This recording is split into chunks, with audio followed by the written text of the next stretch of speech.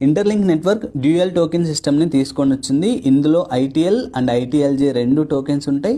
రెండిటికి separate purpose ఉంటుంది. Present మనం మైన్ చేస్తున్న టోకెన్ ఇంటర్లింక్ జెన్సిస్ టోకెన్. దీన్నే ఐటీఎల్జీ అని అంటాం. ITLG total supply 100 billion. Real humans మాత్రమే ఫేస్ ఐడి వెరిఫికేషన్ కంప్లీట్ చేసి మైనింగ్ చేయాల్సి ఉంటుంది. ఓన్లీ మైనింగ్ ద్వారానే కాదు, రిఫర్ చేసి ఎర్న్ చేయొచ్చు అండ్ గేమ్స్ ఆడి కూడా ఐటీఎల్జీ ఎర్న్ చేయొచ్చు. బట్ ఎలాంటి బాట్స్ అండ్ ఫేక్ అకౌంట్స్కి మాత్రం ఐటీఎల్జీ ఎర్న్ చేసే ఛాన్సెస్ ఉండదు.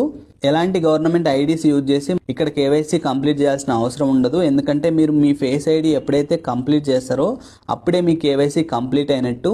అండ్ ఐటీఎల్జీని ప్రజెంట్ మనం ఎకో సిస్టంలో యూజ్ చేయొచ్చు. అంటే డావోలో ఓట్ వేయడానికి యూజ్ చేయొచ్చు అండ్ మినీ గేమ్స్ ఆడడానికి యూజ్ చేయొచ్చు.